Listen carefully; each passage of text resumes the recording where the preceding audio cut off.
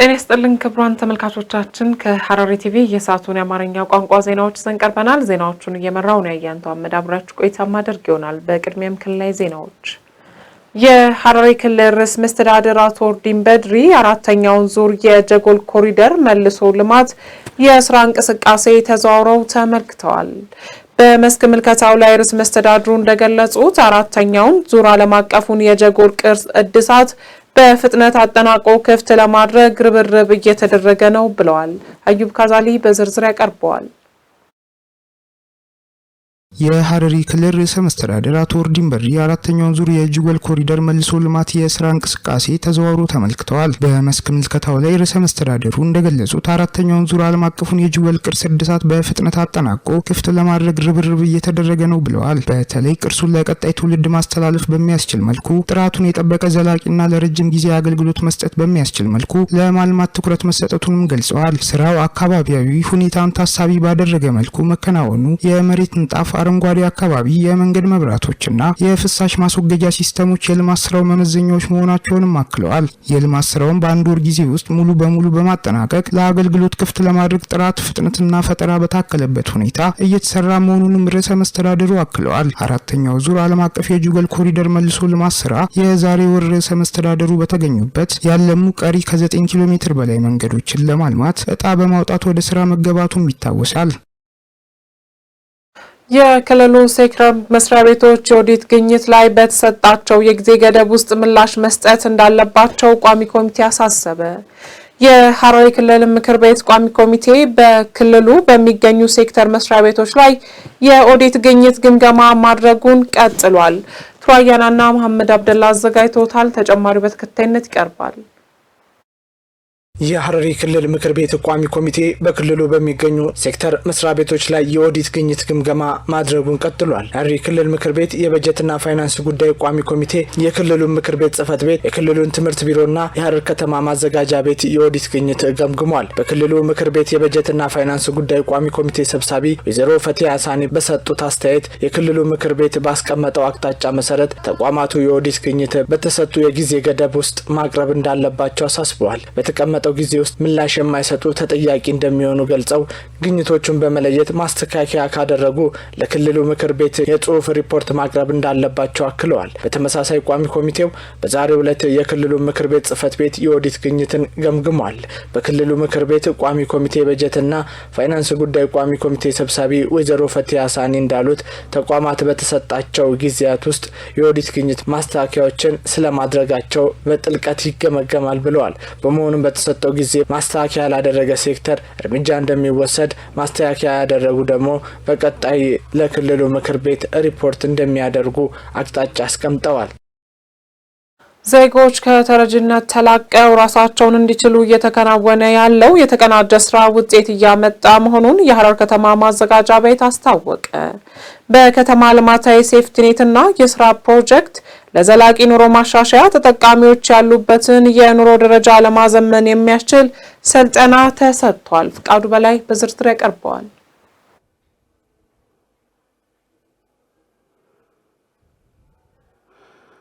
ዜጎች ከተረጅነት ተላቀው ራሳቸውን እንዲችሉ እየተከናወነ ያለው የተቀናጀ ስራ ውጤት እያመጣ መሆኑን የሐረር ከተማ ማዘጋጃ ቤት አስታውቋል። በከተማ ልማታዊ ሴፍቲኔትና የስራ ፕሮጀክት ለዘላቂ ኑሮ ማሻሻያ ተጠቃሚዎች ያሉበትን የኑሮ ደረጃ ለማዘመን የሚያስችል ስልጠና ተሰጥቷል። ስልጠናው መንግስት ለዜጎች ያለውን የማህበራዊ ጥበቃ ፖሊሲ በተግባር ለማረጋገጥ የከተማ ልማታዊ ሴፍቲኔት ዙሪያ የአሰራር መመሪያን በሚመለከት ለባለድርሻ አካላት ግንዛቤ እንዲኖራቸው ታስቦ የተዘጋጀ መሆኑን ተገልጿል። የዚሁ የከተማ ልማታዊ ሴፍቲኔት ፕሮግራም የግንዛቤ ማስጨበጫ የስልጠና መድረክ መንግስት ለዜጎች የማህበራዊ ጥበቃ ፖሊሲ በተግባር የተረጋገጠበት የከተማ ሴፍቲኔት ፕሮግራም አፈጻጸምና ቀጣይ አቅጣጫዎችን በሚመለከት ለባለድርሻ አካላት የጋራ ግንዛቤ እንዲኖር ለማስቻል የተዘጋጀ መሆኑን የሐረር ከተማ ማዘጋጃ ቤት ስራ አስኪያጅ አቶ ያህያ አብዱረሂም ገልጸዋል። የዚህ ፕሮግራም ዋና ግቡ ለችግር የተጋለጡ ወገኖችን ጊዜያዊ ድጋፍ በማድረግ ማቆየት ብቻም ሳይሆን ዜጎች ከተረጅነት ተላቀው ራሳቸውን እንዲችሉና በአካባቢው በከተማ ልማት ሴፍቲኔት ስር በመታቀፍ አምራች ዜጋ ሆነው ከራሳቸው አልፈው ለሀገራቸው እንዲተርፉ ማብቃት መሆኑን ገልጸዋል። ይህም መንግስት የዜጎችን የኑሮ ደረጃ እንዲሻሻል ልዩ ትኩረት በመስጠት እየሰራ ለመሆኑ አንዱ ማሳያ ነው ብለዋል። በክልሉ በከተማ ልማታዊ ሴፍቲኔት በአካባቢ ልማት ዘርፍ በጽዳትና በአረንጓዴ ልማት ስራዎች ላይ በመሳተፍ በድምሩ 2191 ዜጎችን ተጠቃሚ መሆናቸውን አቶ ያህያ ጨምረው ገልጸዋል። የከተማ ልማታዊ ሴፍትኔት ፕሮግራም ዙሪያ ግንዛቤ ማስጨበጫ ስልጠና የሰጡት በሐረር ከተማ ማዘጋጃ ቤት የከተማ ምግብ ዋስትና ዳይሬክተር አቶ አለማየሁ እሸቱ ስልጠናው ከገንዘብ ድጋፍ በላይ ለዜጎች የሚያስፈልጋቸውን አመለካከት ለውጥ መሆኑን ገልጸው ሁሉም ባለድርሻ አካላት የጋራ የሆነ ኃላፊነት በመወጣት ውጤታማ ስራ መስራት ይኖርባቸዋል ብለዋል። በመድረኩ ላይ የሐረር ከተማ ማዘጋጃ ቤትን ጨምሮ የክልሉ ኢንተርፕራይዞች ልማትና ኢንዱስትሪ ቢሮ፣ የክልሉ ፐብሊክ ሰርቪስና የሰው ሀብት ልማት ቢሮ፣ የክልሉ ሰራተኛና ማህበራዊ ጉዳይ ጽሕፈት ቤት፣ የሐረር ብድርና ቁጠባ ተቋም፣ የወረዳ አመራሮች፣ የሴፍቲኔት ተጠቃሚዎችም ተገኝተዋል። የመሶብ የአንድ ማዕከል አገልግሎት የተገልጋዮችን አላስፈላጊ መጉላላትን በመቅረፍ የተገልጋይ እርካታን የሚያሳድግ መሆኑን የሐረሪ ክልል ፐብሊክ ሰርቪስና ሰው ሀብት ልማት ቢሮ ገለጸ። ቢሮው የክልሉን መሶብ አንድ ማዕከል አገልግሎት 7 የክልልና የፌዴራል ተቋማት አገልግሎቶችን እየሰጠ መሆኑን ገልጿል። ቤተልሔም ደሴ በዝርዝር ታቀርበዋለች። የሐረሪ ክልል የመሶብ አንድ ማዕከል አገልግሎት በያዝነው ዓመት ጥቅምት ወር የክልሉ ርዕሰ መስተዳድር አቶ ኦርዲን በድሪና ሌሎች ከፍተኛ አመራሮች በተገኙበት ተመርቆ ወደ ስራ መግባቱ ይታወቃል። በመሆኑም አገልግሎቱ ምን ደረጃ ላይ ነው ያለው የሚለውን ለመጠየቅ የሐረሪ ክልል ፐብሊክ ሰርቪስና የሰው ሀብት ልማት ቢሮ ምክትል ኃላፊ ዶክተር ከማል አብዱል ባሲጥ ጋር ጎራ ብለናል። ሐረሪ መሶብ አንድ ማዕከልን በምናይበት ጊዜ አሁን ባለው ሁኔታ 7 ተቋማቶች ገብተው አገልግሎት እየሰጡበት ያለ አግባብ ነው ያለው። እነዚህ 7 ተቋማቶች 22 ተግባራቶችን ለዜጎች እየሰጡ ይገኛሉ። ተቋሙ በማስፋፊያ ሂደቱ 50 አገልግሎቶችን መስጠት የሚችል ተቋም ነው። የማዕከል መከፈቱ ተገልጋዩን ህብረተሰብ ካላስፈላጊ እንግልቶች በመታደግ የመልካም አስተዳደር ጥያቄን የሚመልስ መሆኑንም ይገልጻሉ። በተንጠባጠበ አግባብ የሚሰጡ አገልግሎቶችን ሰብሰብ አድርጎ አንድ ቦታ ላይ ስለሚያመጣ አላስፈላጊ እንግልትን ይቀንሳል። ለምሳሌ አገልግሎት ፈልጎ አንድ ተቋም ሄዶ አገልግሎት የሚሰጠውን ባለሙያ ማጣትን ያስቀራል። ባለሙያዎች ሁል ጊዜ በስራቸው ቦታ ላይ ይገኛሉ። ባለሙያዎችን አያጡም። አንዱ እንግልት የሚመጣው ባለሙያዎችን በቦታቸው ባለማግኘት ነው። ይሄን ይቀርፋል ማለት ነው። እነሱን ለማግኘት የሚደረግ ተጨማሪ እነሱን ፍለጋ የሚደረግ ነገሮች አይኖሩም ማለት ነውና ሁሉም ባለሙያ በቦታው ላይ ስለሚገኝ አላስፈላጊ የሆኑ እንግልቶችን፣ አላስፈላጊ የሆኑ የመልካም አስተዳደር ችግሮችን በሙሉ የሚያስቀር ማዕከል ነው። በመሶብ ማዕከል የሚሰጡ አገልግሎቶች ሙሉ በሙሉ በቴክኖሎጂ ተደግፎ ወረቀት ነጻ ሆኖ የሚሰጥ መሆኑንም ጠቁመዋል። በቀጣይ የተለያዩ ተቋማት ወደ ማዕከሉ ለመግባት እየተዘጋጁ ይገኛል ያሉት ዶክተር ከማል ያሉት ተቋማትም አገልግሎቶቻቸውን የሚያሰፉበት ሁኔታ መኖሩን አክለዋል። ማዕከላችን ውስጥ ኢሚግሬሽን ለመግባት በሂደት ላይ ነው ያለው። ኢሚግሬሽን በሚገባበት ጊዜ ፓስፖርት፣ አዲስ ፓስፖርት ማውጣት፣ የተበላሽ ጊዜው ያለፈበትን ማደስ፣ የጠፋን መተካት የመሳሰሉ የኢሚግሬሽን አገልግሎቶች በተቋማችን ይገባል። የገቡ ተቋማቶችም አገልግሎታቸውን ያሰፋሉ። መሶብን ልዩ የሚያደርገው የሚገቡ ተቋማቶች የሚሰጧቸው አገልግሎቶች ዲጂታላይዝድ መሆን አለባቸው። በሶፍትዌር ታግዘው የሚሰጡ መሆን ስላለባቸው አገልግሎታቸው ወደዛ ያሳደጉ ተቋማቶች በሙሉ ወደዚህ መግባት ይችላሉ። በቀጣይ እነ ከተማ ልማትም ጤና ቢሮም ወደ መሶብ አንድ የሚገቡበት አግባብ ነው ያለውና አገልግሎቱ ዲጂታላይዝድ በሆነ አግባብ ዝግጁ በሚሆኑበት ጊዜ መሶብ አንድ ላይ የመግባት እድሉ ዝግጁ ነው ማለት ነው። የመሶብ አንድ ማዕከል አገልግሎትን አስመልክቶ እንግዲህ ቀደም ሲል የሐረሪ ክልል ፐብሊክ ሰርቪስና የሰው ሀብት ልማት ቢሮ ምክትል ኃላፊ ዶክተር ከማል አብዱል ባሲጥ ማብራሪያ ሰጥተውናል። በተጨባጭ ደግሞ አገልግሎቱ ምን ላይ ይገኛል የሚለውን ልንቃኝ የዚህ ማዕከል ስራ አስኪያጅ አቶ አክረም መሐመድ እዚህ እየጠበቁን ይገኛሉ። አብራችሁ መሶብ አገልግሎት አንድ ማዕከል እንኳን በሰላም ደህና መጣችሁ። እንደምታዩት ቤቱ መጀመሪያ ላይ አንድ ከስተመር በሚመጣበት ሰዓት ላይ መጀመሪያ እዚህ ሪሴፕሽን ይባላል። ሪሴፕሽኑ ላይ አቀባበል ይደረግለታል። ከዛ ባለፈ ደግሞ እዚህ ላይ በዚህ ማሽን እዚህ ላይ በምናየው ማሽን ላይ ቁጥር ይሰጠዋል። እዛ ጋር ምናልባት ወረፋ ካለው እዚህ ጋር ወረፋ ማሽን ይሰጠውና ቁጥር በዛው መሰረት እዚህ ጋር አገልግሎት ይጠብቃል ማለት ነው አገልግሎት እስከሚያገኝ ድረስ። አሁን ለጊዜው በመጀመሪያ ዙር ላይ 7 ተቋማቶች 3 የፌዴራል ተቋማትና 4 የክልል ተቋማት እንዲሁም ከ22 አገልግሎቶች ጋር ነው ወደዚህ ተቋም የተገባውና ሰከንድ ራውንድ ላይ ወይንም ቀጣይ ዙር ላይ ወደ 9 የሆኑ ተቋማቶች የሚገቡ ተብሎ ታስበዋል ማለት ነው። በመሶብ የአንድ ማዕከል አገልግሎት በአሁኑ ወቅት የተሰጡ ባሉ አገልግሎቶች ህብረተሰቡ በመምጣት ተጠቃሚ እንዲሆኑ አቶ አክረም ጥሪ አቅርበዋል። የገጠር ኮሪደር ልማት ስራ የአርሶ አደሩን የኑሮ ሁኔታ በከፍተኛ ሁኔታ የሚያሻሽለው መሆኑን የክልሉ ከተማ ልማትና ኮንስትራክሽን ቢሮ ገለጸ። በሐረሪ ክልል ኤረር ወረዳ የገጠር ኮሪደር ልማት ስራ እየተፋጠነ መሆኑን የወረዳው አስታውቋል። ዘገባው የመሄድ ሙክታር ነው። ተጨማሪ አለን። በክልሉ እየተከናወነ የሚገኘው የገጠር ኮሪደር ልማት ስራ የአርሶ አደሩን የኑሮ ሁኔታ በከፍተኛ ሁኔታ የሚያሻሽለው መሆኑን የክልሉ ከተማ ልማትና ኮንስትራክሽን ቢሮ ገለጸ። በሐረሪ ክልል የከተማ ልማትና ኮንስትራክሽን ቢሮ የከተማ ፕላን ኢንስቲትዩት ኃላፊ ኢንጂነር ማህሩፍ አብዲ እንዳሉት የገጠር ኮሪደር ልማት ስራው በገጠር አካባቢዎች ዘመናዊ የአኗኗር ዘይቤን በመፍጠር እና የአርሶ አደሮችን የኑሮ ሁኔታ በማሻሻል ሁለንተናዊ ተጠቃሚ የሚያደርጋቸው መሆኑንም ገልጸዋል። ሚሶም ኮሪደር የቹን ጅሬኛ አመያዋ መጋላ ሚደግዱ አከስማማስ የኮሪደር ልማት ማለት ዘመናዊ ህይወትን ውብ ከተማን እንዲሁም የአሁንና የወደፊት ትውልዶችን ህይወት ማስተሳሰር ነው። ይህ ስራ ማህበረሰቡን ለወደፊቱ ማዘጋጀትና የወደፊቱን ለአሁኑ ትውልድ ማዘጋጀት ማለት ነው። ይህ ስራ የአሁኑና የወደፊቱን ትውልዶች ህይወት ዘመናዊ ያደርጋል። ኢንጂነር ማህሩፍ አክለውም የገጠር ኮሪደር ልማት ስራ የተሻለ ህይወት ፍለጋ ከገጠር ወደ ከተማ የሚደረገውን ፍልሰት የሚቀንስ መሆኑንም ጠቁመዋል። በ2018 የገጠር ልማት ኮሪደር ልዩ ትኩረት አግኝቷል። ዓላማው የገጠር ማህበረሰቦችን ህይወት መለወጥ ነው። ቀደም ሲል የገጠር ማህበረሰባችን ከከብቶች ጋር በአንድ ቤት ውስጥ ይኖር ነበር። ይህ ብዙ ችግሮች አሉት። የገጠር ኮሪደሩ የገጠር ማህበረሰቦችን ህይወት ለማዘመን እነዚህ ሁሉ ፓኬጆች አሉት። ኮሪደሪን ባዲያ ፓኬጅ ከነውን ተቀበል ከሰጥ ቀበተ ይችላል። በክልሉ የገጠር የኮሪደር ልማት እየተካሄደ ከሚገኙ ወረዳዎች መካከል የኤረር ወረዳ አንዱ ሲሆን ልማቱ የገጠሩ ህብረተሰብ ማህበራዊና ኢኮኖሚያዊ ሽግግርን የሚያሳልጥ መሆኑን የገለጹት ደግሞ የኤረር ወረዳ ዋና አስተዳዳሪ አቶ ናስር ሙመድ ናቸው። ልማቱ የመሰረተ ልማት ተደራሽነትን በማሻሻል የገጠር ህብረተሰብ ተጠቃሚነትን የሚያረጋግጥ በመሆኑ ህብረተሰቡ ሰፊ ድጋፍ እያደረገ መሆኑንም አክለዋል። ኮሪደር ባዲያ ጀቹ ያው ጅሩፍ ጅሬኛ ቆናን ቡላዳ ጅሩፍ ጅሬኛ ሐዋሳ ጅሩ ጀቹ የገጠር ኮሪደሮች ማለት የገበሬዎችን ህይወት መቀየር ማለት ነው። የማህበረሰቡን ህይወትና ኑሮ ይለውጣል ስንል ሁሉንም የልማት መሰረተ ልማቶች ወደ ማህበረሰቡ እናመጣለን እና ሰዎችን በገጠር ውስጥ ሞዴል ህይወት እናደርጋለን ማለታችን ነው። ለዚህ ልማት የማህበረሰቡ ድጋፍም በጣም ጥሩ ነው። እስካሁን ድረስ የሚያበረታታ ስራ እየተሰራ ነው።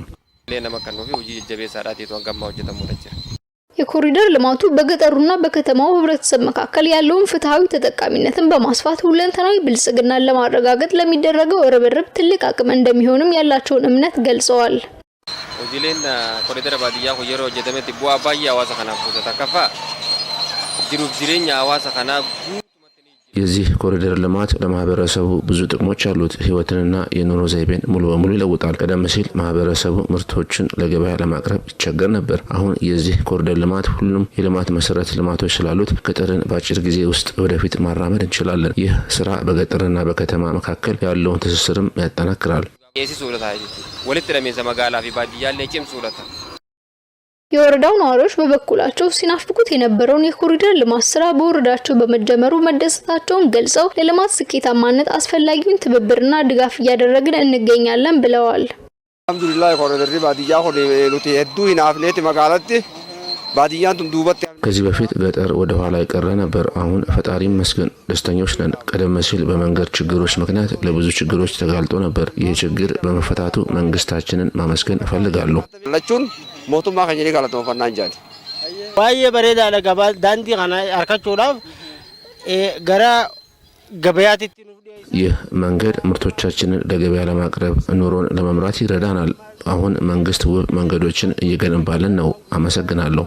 ናኸኛስ ሀገለቶሙ በክልሉ በከተማ ኮሪደር ልማት የተገኙትን ምርጥ ተሞክሮዎችን በገጠር ወረዳዎች ውስጥ ለማስፋፋት በትኩረት እየተሰራ መሆኑን ከክልሉ ትራንስፖርትና መንገድ ልማት ቢሮ ያገኘነው መረጃ ያሳያል።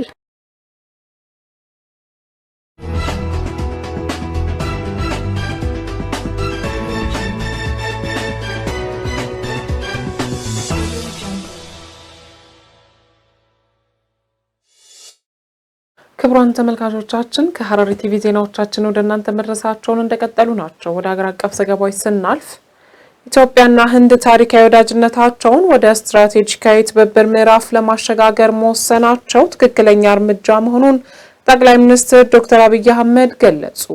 በሌላ ዜና በ2017 እና 18 የምርት ዘመን 32333 ሄክታር አሲዳማ መሬትን በኖራ የማከም ስራ ማከናወን መቻሉን የግብርና ሚኒስቴር አስታውቋል። እነዚህንና መሰል ሀገር አቀፍ ዘገባዎችን ምስክር ለማ በተከታይነት ታቀርባለች። ኢትዮጵያና ህንድ ታሪካዊ ወዳጅነታቸውን ወደ ስትራቴጂካዊ ትብብር ምዕራፍ ለማሸጋገር መወሰናቸው ትክክለኛ እርምጃ መሆኑን ጠቅላይ ሚኒስትር ዶክተር አብይ አህመድ ገለጹ። ጠቅላይ ሚኒስትር ዶክተር አብይ አህመድ ከህንድ ጠቅላይ ሚኒስትር ናሬንድራ ሞዲ ጋር ውይይት አድርገዋል። ጠቅላይ ሚኒስትር ዶክተር አብይ አህመድ ኢትዮጵያና ህንድ ያላቸውን የሁለትዮሽ ግንኙነት እያደገ መምጣቱን ገልጸዋል። ሀገሪቱ ጥቅል ወዳጅነት፣ ትብብርና በጋራ መከባበር ላይ የተመሰረተ ግንኙነት እንዳላቸው አመላክተዋል። ውይይቱ ኢትዮጵያና ህንድ በሉዓላዊነት ራስን መቻልና የተግባር ትብብር ላይ የተመሰረተውን ዘመናዊ አጋርነት የበለጠ ማጠናከርን ያለመ ነው ብለዋል። የሁለትዮሽ ትብብሩ በእኩልነትና የደቡብ አጋርነት መሰረት ያደረገ ነው ብለዋል። የኢትዮጵያ ሀገር በቀል የኢኮኖሚ ሪፎርምና የህንድ የኢኮኖሚ ማዕቀፍ ብሔራዊ አቅም ሁሉን አቀፍ ልማትና ነጻነት ያከበረ አጋርነት ላይ የተመረኮዙ መሆናቸው ያላቸው የጋራ መጣጣም እንደሚያሳይ ተናግረዋል። በተለያዩ መስኮች ያለው ግንኙነት እያደገ መምጣቱን በመተማመን ለተመሰረተው የሁለትዮሽ ሀገራት ትብብር ጠንካራ መሰረት እንደሚጥል ተናግረዋል። ኢትዮጵያና ህንድ ታሪካዊ ግንኙነታቸውን ወደ ስትራቴጂካዊ አጋርነት ለማሳደግ መወሰናቸው ትክክለኛ እርምጃ ነው ብለዋል ጠቅላይ ሚኒስትሩ።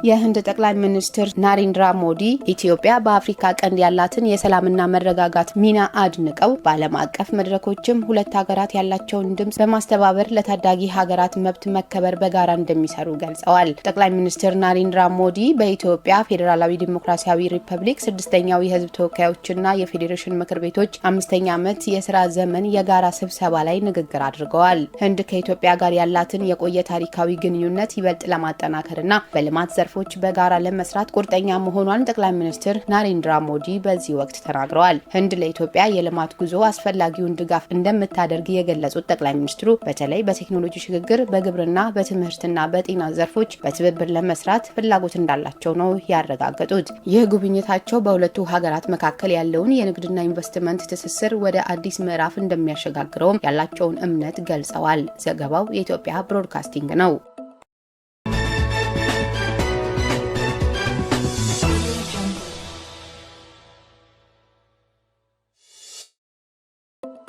በ2017 እና 18 የምርት ዘመን 32333 ሄክታር አሲዳማ መሬትን በኖራ የማከም ስራ መከናወን መቻሉን የግብርና ሚኒስቴር አስታወቀ። የግብርና ሚኒስቴር የአፈር ጤንነትና ለምነት ማሻሻያ ዴስክ ኃላፊ አቶ ሙሉጌታ አበራ እንደገለጹት አፈሩን በተቀናጀ የአፈር ጤንነትና ለምነት ማሻሻያ ቴክኖሎጂዎች የተፈጥሮ ማዳበሪያን ከሰው ሰራሽ ማዳበሪያና ከምርጥ ዘር ጋር በመጠቀም ምርታማነትን ለማሳደግ እየተሰራ ነው። ታክሞ የዳነው አሲዳማ አፈር ዳግመኛ ወደ አሲዳማነት እንዳይመለስ የተቀናጀ የአፈርና ውሃ ጥበቃ ስራ እየተሰራ መሆኑን ገልጸዋል። 9 የግብርና ኖራ ወፍጮዎች በሙሉ አቅማቸው ኖራ እንዲያመርቱና ተደራሽ እንዲሆኑ በማድረግ በ2018 እና 19 የምርት ዘመን 50,000 ሄክታር አሲዳማ መሬትን ለማከም እየተሰራ ነው ሲሉ አቶ ሙሉጌታ ጠቁመዋል።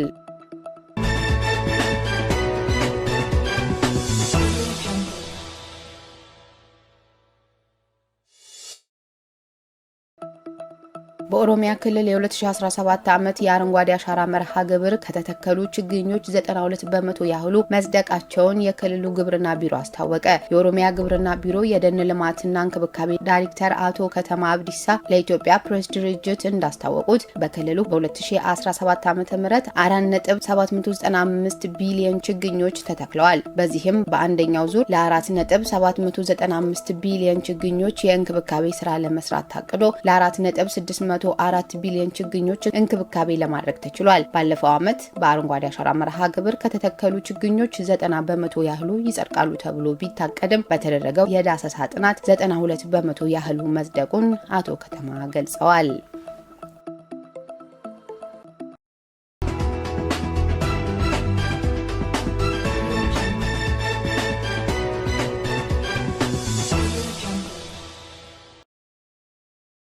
ወደ ዓለም አቀፍ ዘገባዎች ስናልፍ የዲሞክራቲክ ኮንጎ አማጽያን በአሜሪካ ጥያቄ መሰረት የያዟትን ቁልፍ ከተማ ለቀው ለመውጣት ፈቃደኛ ሆኑ።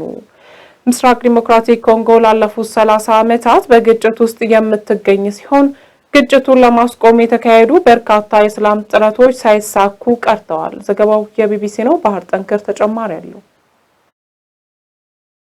በምስራቃዊ ዲሞክራቲክ ሪፐብሊክ ኮንጎ የሚንቀሳቀሰው አማጺ ቡድን መሪ በአሜሪካ ጥያቄ መሰረት ተዋጊዎቹ ቁልፍ የሆነችውን ኡቬራ ከተማን ለቀው እንደሚወጡ ገለጹ።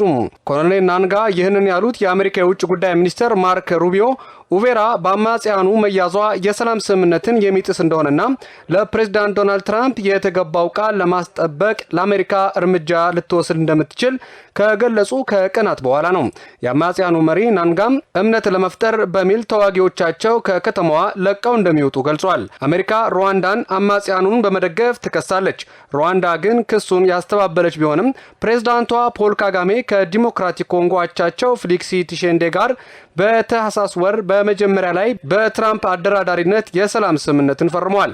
የአሜሪካው ፕሬዝዳንት ስምምነቱን ታሪካዊና ለአፍሪካ ትልቅ ቀን ሲሉ አወድሰውታል። አማጺያኑ በዚህ ሰላም ስምምነት ላይ ባይፈርሙም ጎን ለጎን የአሜሪካ አጋር በሆነችውና ከሩዋንዳ ጋር ጠንካራ ግንኙነት ባላት ኳታር አማካኝነት በተካሄደው የሰላም ስምምነት ሂደት ላይ ተሳትፈዋል። ናንጋ አሜሪካና የአውሮፓ ሀገራት በሩዋንዳ ይደገፋል የሚሉት ኤም23ን ጨምሮ የአማጺያን ጥምረት የሆነውን የአሊያንስ ፍሉቮ ኮንጎ አስተባባሪ ነው። የዲሞክራቲክ ኮንጎ ጦር ደግሞ ከጎረቤት አገሯ ቡሩንዲ ወታደሮች የሚደገፍ ሲሆን ኤም23 ከቡሩንዲ ዋና ከተማ ቡጁምቡራ 27 ኪሎ ሜትር የምትርቀውን ኡቬራ ከተማን መቆጣጠሩንም ለመንግስት ጦር ትልቅ ውድቀት ሆኗል። ኤም23 በአሜሪካ ጥያቄ መሰረት ተዋጊዎቹ ከተማዋን ለቀው እንደሚወጡ ናንጋ በሰጠው መግለጫ ላይ ጠቅሷል። ጨምሮም ውሳኔው በኳታር አደራዳሪነት የተካሄደው የሰላም ሂደት ስኬታማ እንዲሆን የተወሰደ የመጨረሻ ጥረት እንደሆነ ገልጿል። ይህ መቼ ጀምሮ ተግባራዊ እንደሚሆን ባይጠቀስም የተኩስ አቁም ስምምነቱ ለመቆጣጠርና የዲሞክራቲክ ኮንጎን ጦር ከይዞታ ውጭ የሆኑ ግዛቶችን መልሶ እንዳይቆጣጠር ለመከላከል ገለልተኛ ኃይል እንዲሰማራም ጠይቋል። የተባበሩት መንግስታት እንዳስታወቀውም በዚህ ወር መጀመሪያ ላይ እንደ አዲስ በተቀሰቀሰው ግጭት ምክንያት 200 ሺህ የሚሆኑ ሰዎች ቀያቸውን ለቀው ወጥተዋል። በአብዛኛው ሰላማዊ ሰዎች የሆኑ ቢያንስ 74 ሰዎች የተገደሉ ሲሆን 83 ሰዎች ደግሞ ጉዳት ደርሶባቸው በሆስፒታል ሕክምና እየተደረገላቸው እንደሚገኝ የመንግስታቱ ድርጅት ገልጿል። ምስራቃዊ ዲሞክራቲክ ኮንጎ ላለፉት 30 ዓመታት በግጭት ውስጥ ትገኛለች። ግጭቱን ለማስቆም የተካሄዱ በርካታ የሰላም ጥረቶችም ሳይሳኩ ቀርተዋል። የትራምፕ አስተዳደር ያደረገው የሰላም ጥረት እንደሚሰምርና የአሜሪካ ኩባንያዎች በተፈጥሮ ሀብት በበለጸገችው ኮንጎ የሚያደርጉትን ኢንቨስትመንት እንዲያሳድጉ መንገድ እንደሚጠርግ ተስፋ አድርጓል። የአሜሪካ የውጭ ጉዳይ መስሪያ ቤትም እንደ አውሮፓውያኑ በ2023 እንደገለጸው ዲሞክራቲክ ሪፐብሊክ ኮንጎ 25 ትሪሊዮን ዶላር የሚገመት የማዕድን ክምችት አላት። የአሜሪካ ፕሬዝዳንት ዶናልድ ትራምፕ ወደ ቬንዙዌላ የሚገቡ መሆኑ የሚወጡ የነዳጅ ጫኝ መርከቦች በሙሉ እገዳ እንዲጣልባቸው ትዕዛዝ አስተላለፉ። ከቅርብ ወራት ወዲህ የአሜሪካ የጦር መርከቦቿን ወደ አካባቢው ማዛወሯ ይታወሳል። ዘገባው የቢቢሲ ነው። አዩብ ካዛሊ በዝርዝር ያቀርበዋል።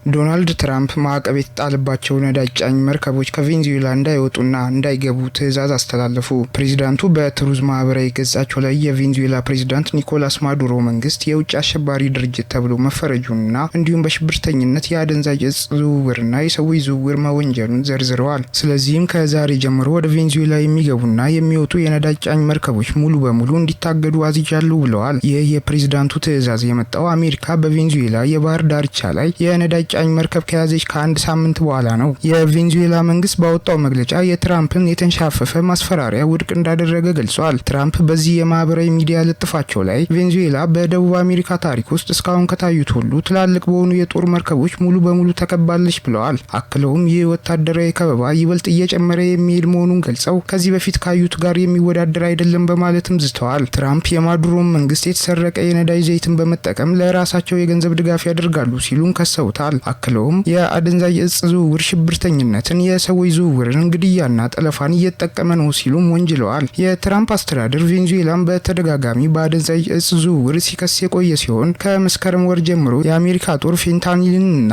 ሌሎች ህገወጥ አደንዛዥ እጾችን ወደ አሜሪካ እያጓጓዙ ነበር ሲል በጠረጠራቸው ጀልባዎች ላይ በፈጸመው ጥቃት ቢያንስ 90 ሰዎችን ገድለዋል። ከቅርብ ወራት ወዲህ አሜሪካ የጦር መርከቦቿን ወደ አካባቢው አዛውራለች። በዓለም ላይ ትላልቅ የነዳጅ ክምችት ካላቸው ሀገራት ውስጥ አንዷ የሆነችው ቬኔዙዌላ በበኩሏ ዋሽንግተን ሀብቷን ለመስረቅ እየሞከረች መሆኑን በመጥቀስ ትከሳለች። አሜሪካ በትራምፕም ሆነ በቀድሞ ፕሬዝዳንት ጆ ባይደን ዘመን የማዱሮ መንግስት ለአመታት ስትቃወምና ጥብቅ ማዕቀቦችን በመጣል ከስልጣን እንዲወርዱ ግፊት ስታደርግም ቆይታለች።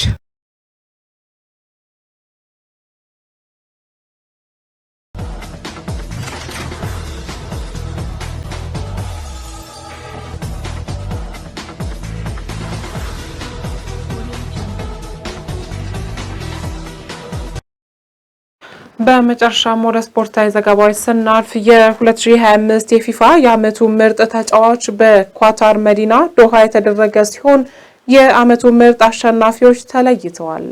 በምርጫው ፈረንሳዊ ኦስማን ዴምቤሌ የአመቱ ምርጥ ተጫዋች ተብሎ ተመርጧል። ድሉ ግሩም ጌታውን ተጨማሪ ያለው ኦስማን ዴምቤሌ ፌሊሲታሲዮን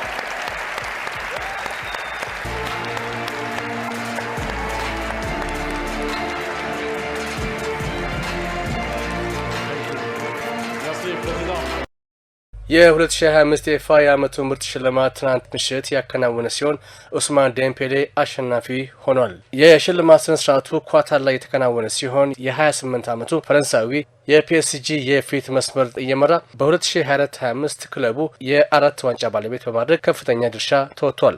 በ2023 ፒኤስጂን ከተቀላቀለ በኋላ በ53 ጨዋታ 51 ግቦችን ለክለቡ አስቆጥሯል። ከክለቡ ፒኤስጂ ጋር በ2024-25 የውድድር ዘመን ሻምፒዮንስ ሊግን ጨምሮ 4 ዋንጫዎችን አሳክቷል። የፊፋ ሽልማት ከኦገስት 2024 እስከ ኦገስት 2025 ባለ ጊዜ ውስጥ በተከናወኑ መርሃ ግብሮችን ታሳቢ ያደረገ ሲሆን በምርጫው የሀገራት ብሔራዊ ቡድን አሰልጣኝና አምበሎች እንደዚሁም ጋዜጠኞችና ደጋፊዎች ድምጽ ይሰጡበታል። እነዚህ አካላት ኦስማን ዴምቤሌ የዓለማችን ምርጡ ተጫዋች ብለውታል። ዴምቤሌ ባሳለፍነው ሲዝን 35 ግቦችን ከመረብ ያሳረፈ ሲሆን 8ቱ በሻምፒዮንስ ሊጉ ያስቆጠራቸው ናቸው። ተጫዋቹ ሀገሩ ፈረንሳይ ለ2026 የዓለም ዋንጫ እንድታልፍ ድርሻ ከነበራቸው ተጫዋቾች መካከል አንዱ ነበር።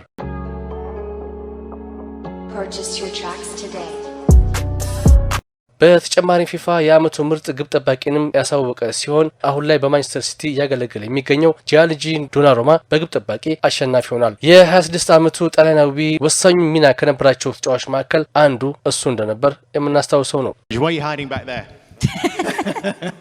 Come in here. This is obviously an incredible team, but you do notice it's dominated by Liverpool and Arsenal players, not for the first time. በተጨማሪም ፊፋ የአመቱ ምርጥ 11 ተጫዋቾችን ያሳወቀ ሲሆን የፒኤስጂ ተጫዋቾች በብዛት ተመርጠውበታል። ከፒኤስጂ 6 ተጫዋቾች የተመረጡ ሲሆን ዶናሩማ፣ አሽራፍ ሀኪሚ፣ ዊሊያን ፓቾ፣ ቪቲኒያ፣ ዴምቤሌ እና ኑኖ ሜንዴዝ ናቸው። ከእንግሊዝ ክለቦች 2 ተጫዋቾች ብቻ የተመረጡ ሲሆን እነሱም ቨርጂል ቫንዳይክ እና የቼልሲው ኮል ፓልሜር ናቸው። ከስፔን ላ ሊጋ 3 ተጫዋቾች ምርጥ 11 ውስጥ የተሰለፉ ሲሆን ከሪያል ማድሪድ ጁድ ቤሊንግሃም እንዲሁም ከባርሴሎና ፔድሪ እና ላሚን ያማል ተመርጠዋል።